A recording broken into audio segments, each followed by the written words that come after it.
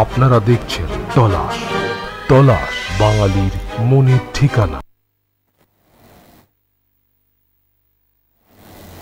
নমস্কার, good evening. শুরু করছি তালাশের মেডিকেল লাইভ অনুষ্ঠান। আপনারা নিয়মিত দেখে অভ্যস্ত আমাদের প্রোগ্রাম। বিশিষ্ট ডাক্তারবাবুদের আমরা পাই, তাদের কাছে কৃতজ্ঞতা জানাই। তারা মূল্যবান সময় দেন, অনেক কিছু আলোচনা করার আমাদের একটা জায়গা তৈরি হয়, প্ল্যাটফর্ম তৈরি হয় এবং ভীষণ জনপ্রিয় আমাদের এই medical live show, doctor show. এবং আপনারা অবশ্যই আজকেও সঙ্গে আছেন লাইভে। লাইভ প্রোগ্রাম মানেই টিভি চ্যানেলে লাইভ, ফেসবুকে লাইভ হচ্ছে, ইউটিউবে লাইভ হচ্ছে এবং সরাসরি ফোন করতে আপনারা পারবেন। আমাদের নাম্বারে সরাসরি ফোন করতে পারবেন, চলে আসবেন যার যার সমস্যা। আজকে আমরা অনেক কিছুই আলোচনা করব। আগে আলাপ করাই আমার মাননীয় অতিথি স্টুডিওতে উপস্থিত লাইভ শোতে অবশ্যই consultant advanced laparoscopic hernia, bariatric, gastrointestinal oncosurgeon doctor Abhishek Bhowmik উপস্থিত রয়েছেন। ডক্টর ভৌমিককে নমস্কার জানাই, স্বাগত জানাই। ডক্টর ভৌমিক, প্রথমেই একটু আজকে জানবো জিআই ক্যান্সার। এই জিআই ক্যান্সার বলতে আমরা কি বুঝি এক্স্যাক্টলি, একটু বলে দিন। জিআই ক্যান্সার বলতে আমাদের যে গ্যাস্ট্রোইন্টেস্টিনাল ট্র্যাক্ট, যেটা শুরু হয় মুখ থেকে, মাউথ থেকে নিয়ে অ্যানাস অবধি আমাদের যে পায়ুদ্বার বা পায়খানার রাস্তা, এই পুরোটাতেই কিছু ক্যান্সারস হতে পারে। যেমন আমরা যদি অর্গানগুলো পরপর বলি, যেমন স্টার্টিং হচ্ছে ইসোফেগাস থেকে, তারপরে স্টামাক, কোলনের অংশ বা তার সাথে অ্যাসোসিয়েটেড যে সিস্টেমটা, যেটাকে আমরা হেপাটোবিলিয়ারি সিস্টেম বলি, যার মধ্যে লিভার থাকে, বাইল ডাক্ট থাকে, গল ব্লাডার থাকে। এই সমস্ত জিনিস মানে পিত্তনালী, গল ব্লাডার এবং খাদ্যনালী মানে ইসোফেগাস থেকে নিয়ে আমাদের পায়খানার রাস্তা অবধি পুরোটাই জিআই ক্যান্সারসের ডোমেনে পড়ছে। এই অর্গানগুলো সবগুলোই ইনভলভ হতে পারে। আচ্ছা, কি কি সিমটমস হতে পারে, মানুষ বুঝবেন কি করে তার জিআই ক্যান্সার হয়েছে, সেটা একটু বললে ভালো হয়। ডেফিনেটলি, বেসিক্যালি ক্যান্সারটা যেই অর্গানে হচ্ছে, সেই অর্গানের বা সেই অঙ্গের যে কাজ, সেটাতে কোনো রকম চেঞ্জেস আসলে বা সেই কাজটা যখন অর্গানটা ঠিক করে করতে পারছে না, তখন সেই রিলেটেড সিমটমস আসে। যেমন আমরা যদি প্রথম থেকে দেখি যে যেমন ইসোফেগাস, আমাদের যে খাদ্যনালী, আমরা যদি খেতে না পারি তাহলে পরে কি হবে, যে খাবার ঠিক করে গিলতে অসুবিধা হচ্ছে বা খাবারটা গেল কিন্তু মনে হচ্ছে বুকের মাঝে কোথাও আটকে আছে, যেখান দিয়ে আমাদের খাদ্যনালী যাচ্ছে, তাহলে পরে সেটা ইসোফেগাসের ক্যান্সার হতে পারে। ডেফিনেটলি একটা ইনভেস্টিগেশন করা উচিত। এছাড়া স্টামাকের ক্যান্সার, পাকস্থলীতে যদি হয়, সেটা থেকে কি হয়, অনেক সময় সেটা থেকে অল্প অল্প ব্লিডিং হতে থাকে কনস্ট্যান্টলি। হয়তো আপনার অ্যানিমিয়া হচ্ছে, রক্তাল্পতা, সেই রক্তাল্পতার কারণ খুঁজে পাওয়া যাচ্ছে না, তখন অনেক সময় এন্ডোস্কোপি করলে দেখা যায় যে স্টামাকে একটা গ্রোথ বা টিউমার হয়েছে, সেটা থেকে কিছু সমস্যা হচ্ছে। এছাড়া লিভার, গলব্লাডার, বাইল ডাক্ট। যারা ফোনে আসছেন একটু সাউন্ড কমাতে হবে, একটু আস্তে বলবেন। হ্যাঁ বলুন। হ্যালো, হ্যালো, আমি বনানী দাস বলছি, রক্তদান থেকে। হ্যাঁ বলুন। হ্যাঁ, ডাক্তারবাবু আপনাদের জানাচ্ছি, আমার বোনের ইউরিক অ্যাসিড আছে প্রচুর। আচ্ছা, ইউরিক অ্যাসিড এতদিন হোমিওপ্যাথি খেয়েছে, তারপরে ধরা পড়েছে প্রচুর বেড়ে গেছে আবার এলোপ্যাথি। এখন এলোপ্যাথি কন্টিনিউ করছে, কিন্তু এখনো মানে কোনো লিমিটই রাখছে না। এখন এটা কি করতে হবে, আপনাকে অ্যাডভাইস দিচ্ছি, মানে কোথায় যাবো, কোথায় যোগাযোগ করবো, একটু বলে দিলে খুব ভালো হয়। আচ্ছা, ইউরিক অ্যাসিডের প্রবলেম। ঠিক আছে, একটু বলে দিলে খুব ভালো হয়। ঠিক আছে, আচ্ছা আপনি শুনুন। হ্যাঁ, শুনতে থাকুন, বলে দিচ্ছেন। ওকে, ধন্যবাদ। আচ্ছা, আমি বেসিক্যালি যেহেতু একজন সার্জন, আমার মনে হয় এই ব্যাপারটা একজন ফিজিশিয়ানের সাথে ডিসকাস করলে আপনার সুবিধা হবে। হ্যাঁ, একজন মেডিসিনের স্পেশালিস্ট, ইন্টারনাল মেডিসিনে, ওনার সাথে আপনি ডিসকাস করুন, উনি আপনাকে বেটার গাইড করতে পারবেন। আর মডার্ন মেডিসিনে ভালো ট্রিটমেন্ট তো আছেই। ডেফিনেটলি জেনারেল ফিজিশিয়ানকে দেখান ইউরিক অ্যাসিড নিয়ে, অবশ্যই তিনি আপনাকে হেল্প করবেন। লোকাল কাউকে একটু দেখিয়ে নিন। কে আছেন এবার বলুন। হ্যালো। হ্যাঁ হ্যালো, আমি দমদম নাগের বাড়ি থেকে হ্যাঁ বলুন। বলছিলাম। হ্যাঁ বলুন। হ্যাঁ, আমার মানে সমস্যা বলতে আমার মানে ফ্যাটি লিভার রয়েছে, 3rd স্টেজ রয়েছে। তো এটা কি কোনো কি মানে ক্যান্সার করে পরিণত মানে হতে মানে পারে?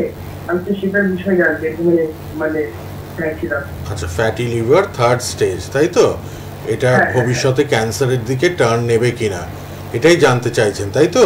হ্যাঁ, এটাই জানতে চাইছি। আর কোনো জিজ্ঞাসা আছে ডক্টর ভৌমিক? আপনি টিভিতে শুনুন, বলে দিচ্ছেন, আপনি ফলো করুন। হ্যাঁ আচ্ছা, যে প্রশ্নটা উনি করলেন, এখন অনেকেরই আমরা আল্ট্রাসাউন্ড, যেহেতু রুটিন স্ক্রিনিংও খুব বেড়ে গেছে, আমরা আল্ট্রাসাউন্ড অনেক রিপোর্টস পাই যেটাতে ফ্যাটি লিভার দেখা যাচ্ছে আর কি। এবারে ফ্যাটি লিভার আমাদের অনেকেরই আছে, যেহেতু ওবেসিটি বা স্থূলতা বেড়ে চলেছে, সেখানে দেখা যাচ্ছে যে লিভারে কি হয়, যে আমরা যে এক্সেস কার্বোহাইড্রেট আমাদের শরীরে, সেটা ফ্যাটে পরিণত হয়ে লিভারে জমে থাকার একটা টেন্ডেন্সি, সেটা শরীরের নর্মাল ফিজিওলজিক্যাল মেকানিজম যখন প্যাথোলজিতে কনভার্ট হয় সেইটার একটা পার্ট বলা যেতে পারে। এবারে ফ্যাটি লিভারের অনেকগুলো গ্রেড আছে, স্টেজ বলা উচিত না, আইডিয়ালি গ্রেড 1, 2, 3, 4 এভাবে হয়। তো গ্রেড 3 ফ্যাটি লিভার কথাটা বলতে আমরা কি বোঝাতে চাইছি, সেটা হচ্ছে যার অ্যালকোহলের ব্যাকগ্রাউন্ড নেই তাদের ক্ষেত্রে আমরা এটাকে বলি ন্যাশ বা নন অ্যালকোহলিক স্টিয়াটোহেপাটাইটিস, মানে ফ্যাট জমছে লিভারে। কথাটা এটা একটা ডেফিনেটলি একটা কারণ যে এরপরে এটা থেকে সিরোসিস ডেভেলপ করতে পারে। যদি ক্রনিক লিভার ডিজিজ বা সিরোসিস ডেভেলপ করে, ডেফিনেটলি তাতে একটা পসিবিলিটি থাকে যে হেপাটোসেলুলার ক্যান্সার, মানে লিভারের যে ক্যান্সার আমরা বলি, লিভারের সেল থেকে যে ক্যান্সার হয়, সেটাতে পরিণত হতে পারে। বাট নট নেসেসারিলি একজনের গ্রেড 3 ফ্যাটি লিভার থাকলেই যে তার ক্যান্সার হবে সেটা নয়। আইডিয়ালি যেটা উচিত যে ওয়েট রিডাকশন করা, যদি কারোর ওজন বেশি থাকে সেটাকে কমানোর চেষ্টা করা, এবং দরকার পড়লে অন্য যদি অ্যাসোসিয়েটেড জিনিস থাকে, যে ডায়াবেটিস আছে বা থাইরয়েডের সমস্যা আছে, অন্য মেটাবলিক প্রবলেমগুলোকে ডিল করার চেষ্টা করা, তাহলে ডেফিনেটলি ফ্যাটি লিভারটা থেকেও আস্তে আস্তে বেরিয়ে আসা যাবে। এক্সারসাইজ করলে সেটারও একটা বেনিফিট ডেফিনেটলি আছে, এবং ডায়েট একটা ইম্পর্টেন্ট ফ্যাক্টর ডেফিনেটলি। যদি অ্যালকোহল থাকে, আমি হয়তো নন অ্যালকোহলিক বললাম, বাট অনেকের অ্যালকোহলও অ্যাসোসিয়েটেড থাকে, অ্যালকোহল নেওয়ার অভ্যেস থাকলে তাহলে সেটাকে একদম কাট অফ করার চেষ্টা করা, এই সব কিছু করলে এটা থেকে বেরিয়ে আসার একটা ডেফিনিট পসিবিলিটি থাকে। একটু যোগাযোগ করে নেবেন। আচ্ছা, আর ডক্টর অভিষেক ভৌমিকের নাম্বারটা আমরা স্ক্রিনে রেখেছি, উনি অ্যাটাচড রয়েছেন মানিপাল হসপিটালের সঙ্গে। 9804807246, প্রয়োজনে আপনারা পরে যোগাযোগ করতে পারেন। আর অনুষ্ঠানটা মন দিয়ে শুনুন, অনেক কিছু ইনফরমেশন গ্যাদার করতে পারবেন। কে আছেন এবার বলুন? হ্যালো। নমস্কার, আমি বারাসাত থেকে বলছিলাম, বিশ্বজিৎ আদম। হ্যাঁ বলুন। আমার পায়খানার সময় মাঝে মাঝে রক্ত পড়ে, এটা ক্যান্সারের কোনো ভালো লক্ষণ না তো? ওকে, আপনার কি ব্যথা হয় সাথে? ব্যথা হয় ওখানে? না, কোনো ব্যথা নেই। আর স্টুল যেটা হচ্ছে সেটা কি নর্মাল হচ্ছে, বা নাকি, মানে রক্ত পড়াটা বাদ দিয়ে বলছি, স্টুলের কনসিস্টেন্সি যে শক্ত বা নরম, এই ব্যাপারটা নর্মাল হচ্ছে না সেটাতে কিছু সমস্যা আছে? আচ্ছা, ফোনটা একটু আপনারা ধরে থাকবেন, ডক্টর ভৌমিকের কোনো জিজ্ঞাসা থাকলে আপনাদের একটু কোয়ারি করবেন। আর অবশ্যই কিন্তু উনি ফোনটা ছেড়ে দিয়েছে ডক্টর। ঠিক আছে, ওনার যে প্রশ্নটা ছিল সেটাতে আমি এরপরে আসতাম হয়তো সিমটমসগুলো বলতে গিয়ে। বেসিক্যালি বৃহদন্ত্রের ক্যান্সার হলে কি হয়, মানে আমাদের খাদ্যনালীতে উপর থেকে নিয়ে নিচে অবধি আমরা যদি দেখি, নিচের দিকে যেগুলো মানে বৃহদন্ত্র বা পায়খানার রাস্তার এই দিককার ক্যান্সারের ক্ষেত্রে কিন্তু ডেফিনেটলি পায়খানার সাথে রক্ত মিশে আসতে পারে, বা ফ্রেশ ব্লিডিংও অনেক সময় হতে পারে। তবে এখানে বলা উচিত যে সবচেয়ে কমন কজ যে পায়খানার সাথে ব্লিডিং হওয়ার, সেটা কিন্তু যেটাকে আমরা কমন ভাষায় পাইলস বলে থাকি, যে হেমারয়েড। সেই জন্য আপনার আইডিয়ালি উচিত একজন ডাক্তারবাবুকে দিয়ে চেক করানো, পায়খানার রাস্তাটা এক্সামিন করা, এবং দরকার পড়লে কোলোনোস্কোপি বলে একটা ইনভেস্টিগেশন হয়, যেটাতে পায়খানার রাস্তা দিয়ে ক্যামেরা দিয়ে গিয়ে আমরা পুরোটা দেখতে পাই। সেই ইনভেস্টিগেশনটা করলে এটা এক্সক্লুড হয়ে যাওয়ার সম্ভাবনা আছে। আশা করি আপনারা সবাই উপকৃত হচ্ছেন। যার যা প্রশ্ন সেই অনুযায়ী ডক্টর ভৌমিক কিন্তু উত্তর দিচ্ছেন। আমরা জিআই ক্যান্সার নিয়ে আলোচনা করছি, সিমটমসগুলো জানবো। আচ্ছা, আরেকজন বোধহয় কেউ এসে গেছেন, একটু দেখে নিই। হ্যালো, হ্যাঁ বলুন। হ্যাঁ বলুন। আমি দারু মার্কেট থেকে বলছিলাম, আমার দাদুর একটু মানে হার্নিয়ার প্রবলেম রয়েছে, হার্নিয়ার। এটা কি কোনো মানে ট্রিটমেন্ট আছে এখানে? আচ্ছা, ওকে ওকে। হার্নিয়াটা কি কুচকিতে না পেটের অন্য জায়গায়? হার্নিয়াটা কুচকিতে হয়েছে না পেটের অন্য জায়গায়? না না না, পেটে হয়েছে। আচ্ছা, ঠিক আছে। ঠিক আছে, ডক্টর ভৌমিক আরেকজন আছেন, একবারে প্রশ্নটা জেনে তারপর আপনি দুজনের উত্তরটা দিয়ে দিন। কে আছেন বলুন? হ্যালো। হ্যালো, হ্যাঁ বলুন। বলুন মেয়ের কি হয়েছে?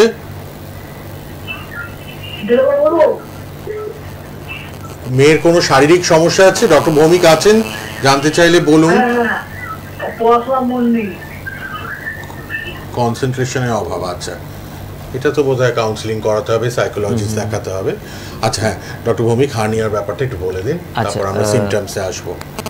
দেখুন, হার্নিয়া একটা মেকানিক্যাল প্রবলেম, তার মানে আমার পেটের যে দেয়াল আছে সেখানে কোনোভাবে একটা ছিদ্র ছিল নর্মাল, যেটা বড় হয়ে গেছে বা ছিদ্র তৈরি হয়েছে। পুরুষদের ক্ষেত্রে খুব কমন যে কুচকিতে হার্নিয়া হওয়া, গ্রয়েন রিজিয়ন যেটাকে আমরা বলি, সেখানে ইনগুয়াইনাল হার্নিয়া বলা হয় ডাক্তারি ভাষায়। তো সেটা কিন্তু ট্রিটমেন্ট হচ্ছে অপারেশন, কারণ এটার আর কোনো চিকিৎসা নেই, কোনো ওষুধ দিয়ে বা অন্য কোনোভাবে পার্মানেন্ট চিকিৎসা এটার নেই। এটার পার্মানেন্ট চিকিৎসা হচ্ছে অপারেশন করে এটাকে ট্রিট করা, এবং সেটা ওপেন বা ল্যাপ্রোস্কোপিক ডিপেন্ডিং অন পেশেন্টের কন্ডিশন বা অন্যান্য ফ্যাক্টরস আর কি। বয়সটা অবশ্যই কোনো ডেটারেন্ট ফ্যাক্টর নয়। আজকে আমরা 90-95 বয়সটা একজন মানুষের ক্ষেত্রে অপারেশন করার জন্য কোনো অসুবিধে নয়, যদি তিনি আদারওয়াইজ ফিট থাকেন। ইভেন এটাও করা সম্ভব যে যদি পেশেন্ট আদারওয়াইজ ফিট না হয় অ্যানাস্থেশিয়ার জন্য, যেটা নর্মাল অর্গানের প্রসিজিয়ার আছে, তখন লোকাল অ্যানাস্থেশিয়াতেও হার্নিয়ার অপারেশন করা যায়, সেটাও আমরা রুটিনলি করে থাকি। আচ্ছা কে আছেন বলুন। হ্যালো হ্যালো, হ্যাঁ বলুন। আমি বিশ্বজিৎ দাস বলছিলাম, আমি শ্যামবাজার ওখান থেকে বলছি। হ্যাঁ বলুন। বলছি আমার বাবার ফ্যাটি লিভার আছে, এতে কিছু ভয়ের কারণ নেই তো? ফ্যাটি লিভার কতদিন ধরে হয়েছে? এই 2-3 মাস। 2-3 মাস। গ্রেড কিছু বলা হয়েছে? গ্রেডটা জানেন? কোন গ্রেডটা তো ওটা জানেন খেয়াল নেই। আচ্ছা বাবার বয়স কত এখন? 50। উনি অ্যালকোহল নেন? না না, উনি মেটামান করেন না। আচ্ছা আচ্ছা শুনুন।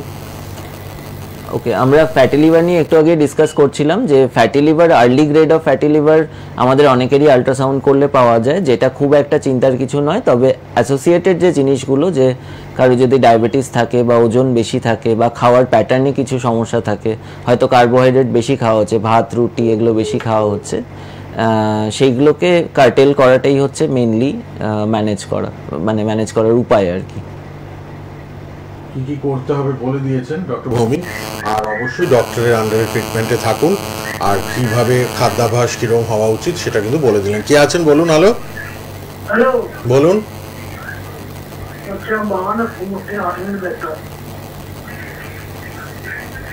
বাবার ব্যথা, আজকে আমরা একটু অন্য বিষয় নিয়ে আলোচনা করছি, তো আপনি মন দিয়ে আলোচনাটা শুনুন। ক্যান্সার নিয়ে আলোচনা হচ্ছে, একটু শুনে নিন। হ্যাঁ, আমরা সিমটমসগুলো, জিআই ক্যান্সারের সিমটমস কি কি হয় সেটা একটু মানে মানুষ কিভাবে বুঝবেন একটু বলে দিন। বেশ, তারপরে আমরা স্টামাকেজ পাকস্থলিতে ছিলাম। এছাড়া গলব্লাডার বা বাইল ডাক্টের ক্যান্সারদের ক্ষেত্রে দেখা যায় অনেক সময় পেটে ব্যথা বা জন্ডিস নিয়ে পেশেন্টরা প্রেজেন্ট করেন, অবস্ট্রাকটিভ জন্ডিস আমরা বলি ডাক্তারি ভাষায়। এছাড়া বৃহদন্ত্রের ক্যান্সার হতে পারে, সেখান থেকেও ব্লিডিং হলে অনেক সময় ওই রক্তাল্পতা, বা অনেক সময় যে পায়খানা করতে সমস্যা হচ্ছে, ক্রনিক্যালি কনস্টিপেশন হচ্ছে, যে চেষ্টা করা হচ্ছে কিন্তু পায়খানা ঠিক করে হচ্ছে না, এই ধরনের সিমটমস নিয়ে পেশেন্টরা ডেফিনেটলি প্রেজেন্ট করতে পারেন। আচ্ছা, ডায়াগনোসিসের পদ্ধতি কি কি আছে একটু জেনে নিই। ডেফিনেটলি ডায়াগনোসিস করার উপায়, অ্যাকচুয়ালি আমাদের ডায়াগনোসিস শুরু হয়ে যায় আমাদের ওপিডিতে যখন আমরা পেশেন্টকে দেখি সেখান থেকে, মানে হিস্ট্রি দিয়ে। হিস্ট্রি এক্সামিনেশন এটা হচ্ছে প্রাইমারি পার্ট। সেটার উপরে দেখে বেসিক্যালি ডাক্তারবাবুরা ডিসাইড করেন যে পেশেন্টের জন্য কি পার্টিকুলার ইনভেস্টিগেশন ঠিক হবে করা। যেমন যেই অর্গানের ক্যান্সার সেই জায়গার ইউজুয়ালি একটা ইমেজিং করা হয়, ছবি। হ্যাঁ, পেটে হলে হয়তো একটা স্ক্রিনিং আল্ট্রাসাউন্ড করা হলো, তারপরে সিটি স্ক্যান বা এমআরআই ডিপেন্ডিং অন কি সাসপেক্ট করা হচ্ছে সেটার উপরে। এবং খাদ্যনালীতে কোথাও যদি ক্যান্সার হচ্ছে, যে ইসোফেগাস বা স্টামাক বা বৃহদন্ত্র, সেটার উপরে ডিপেন্ড করে এন্ডোস্কোপি বা কোলোনোস্কোপি রেকমেন্ড করা যেতে পারে। আর এবার জানবো যে ট্রিটমেন্ট কি ধরনের হয়। তার আগে আরেকজন বোধহয় কেউ এসছেন। হ্যালো হ্যালো, হ্যাঁ বলুন। আমি বেহালা থেকে বলছিলাম, ঠাকুরপুর থেকে। আমার অ্যাকচুয়ালি মানে এজ 25, অ্যানাল ফিস্টুলার মানে আমার প্রবলেম রয়েছে, অ্যানাল ফিস্টুলার প্রবলেম রয়েছে। তো এটি কোনো মানে আছে, মানে ট্রিটমেন্ট আছে? ডেফিনেটলি শুনতে থাকুন। বেশ, অ্যানাল ফিস্চুলা কথাটার মানে কি আমি এক লাইনে যদি বলতে চাই, সেটা হচ্ছে যে আমাদের অ্যানাল কিছু গ্ল্যান্ডস থাকে, মানে পায়খানার রাস্তার কাছে কিছু গ্ল্যান্ডস থাকে যারা ইনফেকশন ফাইট করতে হেল্প করে। তাতে অনেক সময় পুঁজ তৈরি হয়ে অ্যাবসেস নিয়ে অনেকে আমাদের কাছে আসেন যে পায়খানার রাস্তা দিয়ে পুঁজ আসছে বা এরকম করতে করতে যেটা ডেভেলপ করে সেটা হচ্ছে পায়খানার রাস্তার সাথে চামড়ার একটা কানেকশন ডেভেলপ করে, সেটাকেই ডাক্তারি ভাষায় ফিস্চুলা বলা হয়, ফিস্চুলা, অ্যানাল ফিস্চুলা আর কি। তো এটারও ডেফিনেটিভ ট্রিটমেন্ট হচ্ছে সার্জারি। প্রথমে ইনভেস্টিগেশন করে দেখা যে ফিস্চুলাটা কি আছে বা নেই, মানে রাস্তাটা কীরকম আছে, যেই রাস্তার কথা আমরা বললাম, এমআরআই বা অনেক সময় কোলোনোস্কোপি আমাদের লাগে, করে একটা সার্জিক্যাল ট্রিটমেন্ট প্ল্যান করা। আচ্ছা ডক্টর রোমিও, আবার ফিরে আসি আলোচনায়। আমরা এবার ট্রিটমেন্ট কি ধরনের হয় এটা একটু জেনে নিই। ডেফিনেটলি ট্রিটমেন্ট বলতে যে কোনো ক্যান্সারের ক্ষেত্রেই যেমন তিনটে main modality of treatment recommend করা আছে যে কোনো জায়গার ক্যান্সারই, যেমন সার্জারি, আরেকটা হচ্ছে রেডিওথেরাপি, আর তৃতীয় হচ্ছে কেমোথেরাপি, যেটা অনেকেই শুনে থাকবেন। এবারে এটা ডিপেন্ড করছে যে কোন অর্গানে ক্যান্সার রয়েছে তার উপরে আমাকে আগে সার্জারির আগে কেমোথেরাপি দিতে পারা যাবে কি না বা দিতে হবে কি না, সেই ট্রিটমেন্ট প্ল্যানটা ডিসাইড করা হয় যে কোন অর্গানের ক্যান্সার হয়েছে, ক্যান্সারটা কোন স্টেজে আছে এবং ওভারঅল পেশেন্টের কন্ডিশন কেমন আছে। তাতে ডিসাইড করা হয় যে বেসিক্যালি ক্যান্সারটার জন্য আমরা কিউরেটিভ ইন্টেন্ট, মানে তাকে সারিয়ে তোলার চেষ্টা করতে পারবো কি না, অথবা তাকে প্যালিয়েটিভ ইন্টেন্ট, মানে অনেক সময় আনফর্চুনেটলি ক্যান্সারগুলো ছড়িয়ে যায়, যে অর্গানে আছে সেখানে নেই, সেখান থেকে ডিস্টেন্ট জায়গায় চলে গেছে, লিভারে ছড়িয়েছে বা অন্য জায়গায়, তখন আমাদের প্যালিয়েটিভ ট্রিটমেন্ট করতে হয়। তো এই ট্রিটমেন্ট পুরো মোডালিটিটাই স্টেজিংয়ের উপর ডিপেন্ড করে যে ক্যান্সারটা কোন স্টেজে আছে, যেগুলো আমরা আলোচনা করলাম, যে ডায়াগনোসিসের পদ্ধতি যা যা আছে, যে সিটি স্ক্যান করা বা অনেকের ক্ষেত্রে পেট স্ক্যান বলে একটা ইনভেস্টিগেশন হয়, যেটাতে পুরো বডিতে ক্যান্সারের সেল কোথাও কোথাও আছে কিনা সেটা স্ক্রিন করা যায়। এই সব কিছু মিলিয়ে ডিসাইড করা হয়। ঠিক, অবশ্যই ডক্টর অভিষেক ভৌমিকের সঙ্গে আলোচনায় আছি, আমরা অনেক কিছু জানতে পারছি। হ্যাঁ বলুন বলুন। হ্যাঁ বলুন। আমার প্রবলেম ডাক্তারের কাছে জানতে চাইছি যে আমার ভীষণ অ্যাসিডিক, মানে গ্যাস হয়ে যায়, পেট ভারী হয়ে যায় আর খুব গলা জ্বলবে।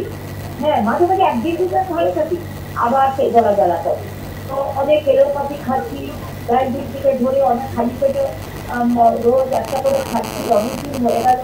হ্যাঁ, হোমিওপ্যাথিও করেছি, কিন্তু আমার মানে কমছেই না। হ্যাঁ, তো আর খাওয়া দাওয়া আমি খুব একটা রিচ খেতে পারি না, ঝাল তো মোটেই খেতে পারি না, ঝাল ছাড়াই রান্না হয়। তো কি করতে হবে?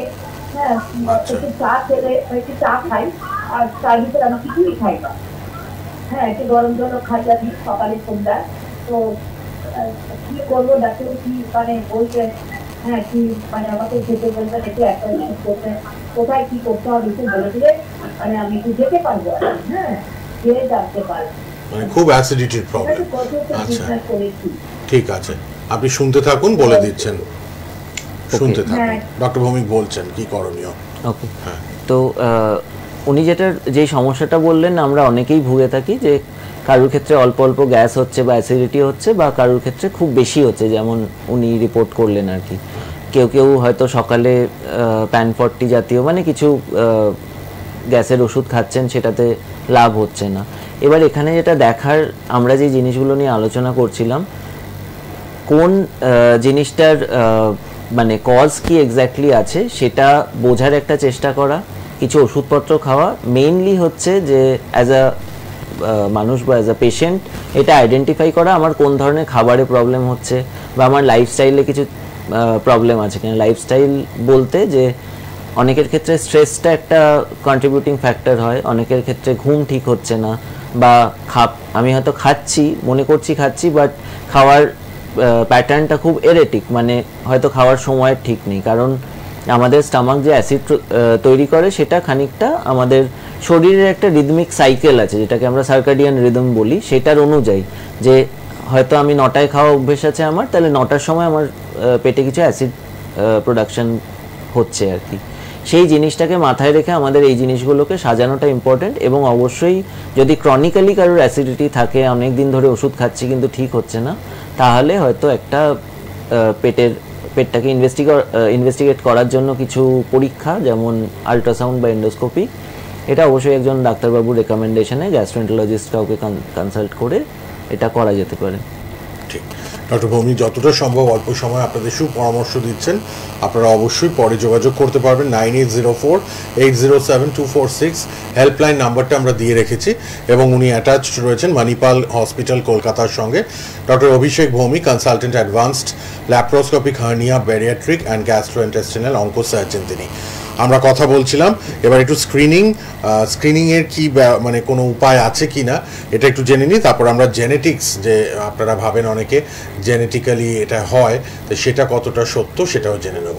হ্যাঁ ডক্টর ভৌমিক, কারণ আর 5 মিনিট আছে আমাদের হাতে। হ্যাঁ, তো স্ক্রিনিং বলতে আমরা যে ইনভেস্টিগেশনগুলো করার মানে কথা বললাম, আমরা যে সিমটমগুলো নিয়ে আলোচনা করলাম তার মধ্যে যদি কোনো সিমটমস আমরা আইডেন্টিফাই করি, যেমন আমার ক্রনিক্যালি গ্যাস হচ্ছে, তাহলে পরে আমার এন্ডোস্কোপি করিয়ে নিতে করে একবার দেখা যেতে পারে। অথবা অ্যানেমিয়া বা রক্তাল্পতা হচ্ছে, তার কোনো এক্সপ্লেনেশন নেই, আমি হয়তো ব্লাড টেস্ট করছি, ব্লাড নিয়েছি কিছুবার, তখন একটা এন্ডোস্কোপি বা কোলোনোস্কোপি করা যেতে পারে। এগুলোই মেইনলি স্ক্রিনিং মডালিটি। অবশ্যই এছাড়া যেটা জেনেটিক্স নিয়ে কথা বলছিলাম, অনেকের ক্ষেত্রে কি হয়, অনেক ফ্যামিলিতে দেখা যায় আর্লি বয়সে ক্যান্সারস হচ্ছে, তখন আজকাল কিছু জেনেটিক টেস্ট হচ্ছে। হয়তো একজনের কারোর ক্ষেত্রে বলছি যে হয়তো 40 বছর বয়সে একটা কোলনে ক্যান্সার ডায়াগনোস হয়েছে। ইউজুয়ালি কম বয়সে যেগুলো ক্যান্সার হয় সেগুলো জেনেটিক্যালি রিলেটেড, এবং অন্য ফ্যামিলি মেম্বারদের তখন দরকার মতন স্ক্রিনিংয়ের আসে। হয়তো বাবার হয়েছে, তারপর ছেলের হয়েছে, তারপরে দেখা যাচ্ছে তার ভাইয়ের হচ্ছে, তখন অন্য যারা ভাই বা রিলেটিভসরা আছে তাদের মধ্যে দরকার মতো স্ক্রিনিং করা যেতে পারে। সেটা অবশ্যই একজন মেডিকেল অঙ্কোলজিস্ট যিনি দেখছেন বা ইন্ডেক্স পেশেন্টকে যিনি ট্রিট করছেন তার সাথে আলোচনা করলে ডেফিনেটলি তিনি গাইড করতে পারবেন। আচ্ছা, সুতরাং যাদের ফ্যামিলি হিস্ট্রি রয়েছে তারা কিন্তু একটু অ্যালার্ট থাকবেন এবং স্ক্রিনিং করানোটা খুব জরুরি। একটু ডক্টরের আন্ডারে থেকে কনসাল্ট করুন এবং অবশ্যই আর্লি ডিটেকশন হলে আরও তাড়াতাড়ি ট্রিটমেন্ট হলে খুব সুন্দরভাবে সেরে যায়, আমরা জানি। তো আমাদেরও কিন্তু অ্যালার্ট হতে হবে, কনসিয়াস হতে হবে এবং অ্যাওয়ারনেস রাখতে হবে। আর এই আমাদের প্রোগ্রামগুলো কিন্তু অ্যাওয়ারনেস প্রোগ্রাম, কনসিয়াস করছি আপনারা কিন্তু একটু অ্যালার্ট হন এবার থেকে সবাই। অনেকটাই পাল্টেছে সময়, আর আরও দরকার কিন্তু অ্যাওয়ারনেসের। আচ্ছা, লাইফস্টাইল চেঞ্জেস কি কিছু এফেক্ট করতে পারে? ডেফিনেটলি এটা একটা খুব ইম্পর্ট্যান্ট। আজকে যত আমাদের সময় এগিয়েছে, আগেকার দিনে কমিউনিকেবল ডিজিজগুলো মারণ রোগ হিসেবে ছিল, যে কেউ কলেরা, প্লেগ অনেক বছর আগে, মানে হয়তো আগের মিলেনিয়ামে। তারপরে যত সময় এগিয়েছে নন কমিউনিকেবল ডিজিজ মানে ওবেসিটি বা ডায়াবেটিস বা এই ধরনের জিনিসপত্রগুলো সামনে এগিয়ে এসছে এখন, এগুলোই মেন প্রবলেমস। তো লাইফস্টাইল চেঞ্জেস বলতে দুটো ইম্পর্টেন্ট জিনিস আমরা সবাই জানি, যে স্মোকিং করা খুব খারাপ এবং অ্যালকোহল ইনটেক ডেফিনেটলি খুব খারাপ। তো স্মোকিংয়ের একটা যেহেতু ডেফিনেট রোল আছে অনেক ক্যান্সারের ক্ষেত্রে, সেগুলোকে বর্জন করার চেষ্টা করা। অ্যালকোহল যতটা সম্ভব সোশ্যালি হয়তো খুব মিনিমাল অ্যামাউন্টের নেওয়া, তাও বলা উচিত না, বাট সেটাকে যতটা সম্ভব অ্যাভয়েড করা। এবং মেইনলি হচ্ছে যদি ওবেসিটি থাকে, লাইফস্টাইল চেঞ্জেস বলতে খাওয়ার প্যাটার্নগুলো ঠিক করা। আমাদের যে খাদ্যাভ্যাস তার মধ্যে আমরা এক্সেসিভ কার্বোহাইড্রেট ইনটেক করি, হয়তো দরকার নেই, আমার শরীরে ইউজেজ নেই, বা তাও আমরা ভাত রুটি বা চিনি জাতীয় খাবার এগুলো করছি, ওজন বাড়ছে। এগুলো সব কিছু কিন্তু কন্ট্রিবিউটিং ফ্যাক্টর। এই এখন যে আমরা দেখছি যে জিআই ক্যান্সারসের এত রাইজ হচ্ছে বা যে কোনো ধরনের অর্গানের ক্যান্সারই এত বেড়ে যাচ্ছে, সেটাতে এটা কিন্তু একটা বড় কন্ট্রিবিউটিং ফ্যাক্টর।